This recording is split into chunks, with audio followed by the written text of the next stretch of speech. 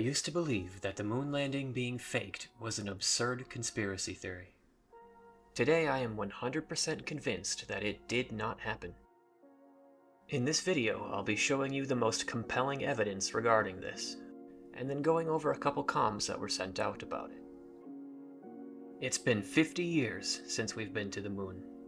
For some reason in all that time, not a single country has been able to replicate the technology from 1969. 40 years after Columbus landed in America, thousands followed. 40 years after the first transatlantic flight, thousands followed. 40 years after the first satellite shot into space, thousands followed. 50 plus years after landing on the moon, nobody has returned. The feat itself seems unrealistic for that time period's technology. Before the Apollo missions, we'd never sent men more than a few hundred miles beyond Earth. Then Apollo 11 allegedly flew over 250,000 miles, orbited the moon, detached from the command module, landed on the moon, launched back off the moon without a launch pad, safely docked with the command module, which was orbiting at 4,000 miles per hour, and then flew 250,000 miles back. Does that sound realistic to you? In 1989, President George H.W. Bush announced a new initiative to return Americans to the moon. It's 2024, and we're still not back. It took only 8 years from JFK's announcement to the 1969 landing. Now with exponentially better technology, it takes over 35 years? Here are some of the excuses NASA gives for this. Go to the moon in a nanosecond. The problem is we don't have the technology to do that anymore. We used to, but we destroyed that technology, and it's a painful process to build it back again. We destroyed the technology and can't build it again? Why would we even do that? And why is it so hard to rebuild something we already built? Here are some other interesting quotes from Don Pettit, a man who has supposedly made 2 trips to the International Space Station. And a shaft that you rotate. So, I mean, like on the space station, how many of these would you have? 7, because we have 7 windows. What happens if you get a leak on that? Then you have a leak. You just have a leak. And what you would do is... lose air. Yeah, you would probably seal the whole cupola off. And then there's probably a plan, I don't know off the top of my head, but there's probably a plan for replacing the mechanism. Might require a spacewalk. So my question is, how can you operate a lid on the outside of the space station by manipulating something mechanical on the inside of the space station without losing air pressure? It's called real good engineering. Real good engineering. What the mission goals are for your time on orbit and what responsibilities and jobs are going to be yours when you're up there. Well, I'm one of the science guys, and I'm one of the repair guys. And fortunately, there's lots of science and lots of repair to do on station, so that will certainly keep us all busy. Is it just me, or does Don sound like he has no idea what he's talking about? This NASA article claims they want to go back to the moon, but radiation is stopping them. We supposedly sent 9 manned missions to the moon already. Why wasn't this a problem for them? Here are some photographs of the lunar module. Take a close look at them. This looks like something an amateur welded together in their backyard. This is supposedly the most advanced craft mankind has ever built? This is the technology that we can't rebuild?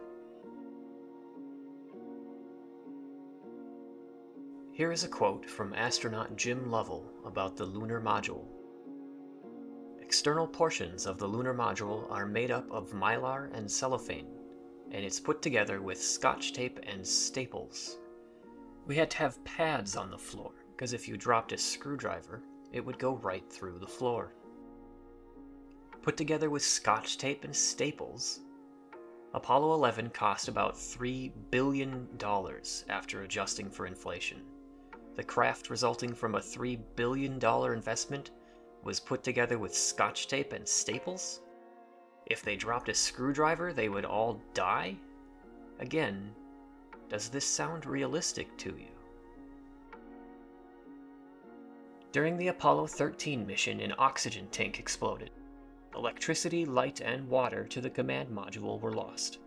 According to Jim Lovell, they fixed it with duct tape, a piece of plastic, a piece of cardboard, and an old sock. Apollo 13 was a $3.2 billion mission, and they fixed it with an old sock. It's not just NASA that is lying. Look at the Soviet Union's Luna 16 moonlander. This abstract sculpture supposedly landed on the moon and then returned home with soil samples. Let's look at some of the evidence we've been provided as proof of the moon landing. There is no atmosphere on the moon, so light does not disperse like it does on Earth. NASA states that the only light source for the photos from the landing is from the sun. As such, the shadowed side of objects should appear very dark, like in the photo above. So why for some photos is this not the case? In this photo, you can see the astronaut inside the lander. There is clearly another light source somewhere. Why is there no crater or dust displacement under the lander? The dust was fine enough for a nearly weightless man to make footprints in, but it was unaffected by a 10,000-pound reverse thrust engine used for landing. In the same vein, why is there no dust on the lunar module itself? It almost looks as if it was just lowered onto set by a crane. Let's watch the footage of astronauts walking on the moon.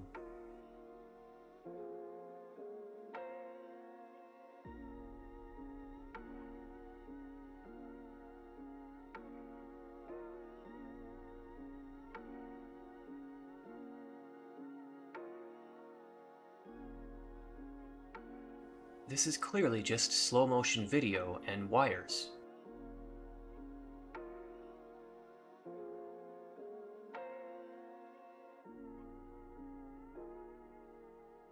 If we speed up the video, their movements look completely natural, like it took place right here on Earth.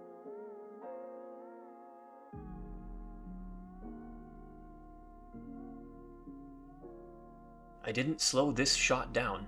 This is unedited. Again, it's clearly just slow motion. Now sped up.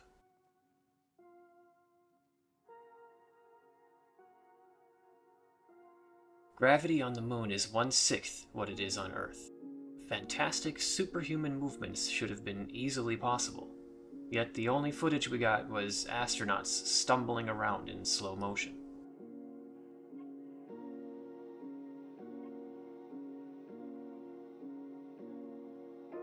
Let's watch this clip of Apollo 17 launching back off of the moon.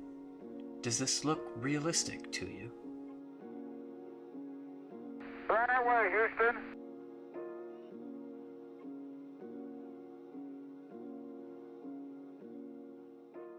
Speaking of footage, did you know that NASA claims to have lost or accidentally erased the tapes of the moon landing?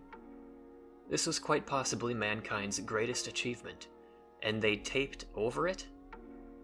This alone should make you question the validity of the story. Did you know that in 2009, the Dutch National Museum announced the moon rock that was given to their prime minister was just petrified wood? One of the most common arguments against the landing being faked is too many people were involved. It would be impossible for that many people to keep a secret. This is actually incorrect.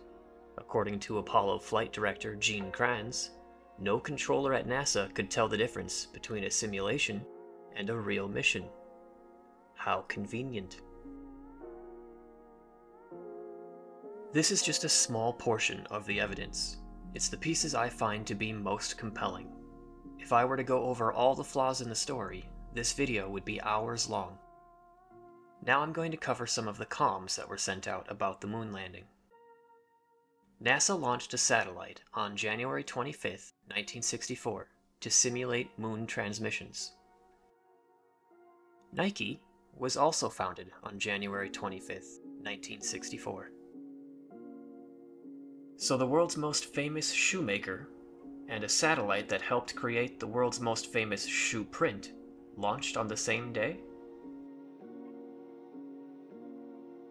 The man that made that shoe print, Neil Armstrong, even has shoe connotations in his name. Alden is his middle name, which just so happens to be the name of a famous shoe company. Neil A backwards is alien. Neil Armstrong has a name designed to be a comm about his space mission. 2 space movies came out shortly before the Apollo missions. A Space Odyssey opens with monkeys evolving.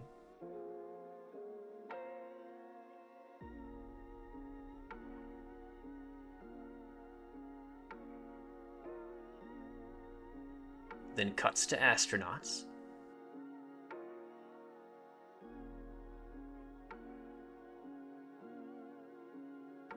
Planet of the Apes involves monkeys evolving. How's our patient today? No change. The minute you open the door, he goes into his act. And astronauts. What was the most famous thing about Planet of the Apes? Its twist ending. Our space adventure was actually on Earth the whole time.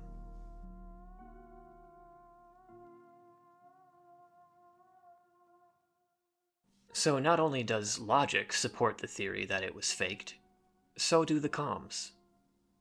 And it's not just the moon landing that was faked. Much of what the public is told about space is a cover for something else entirely. But that topic is for another video.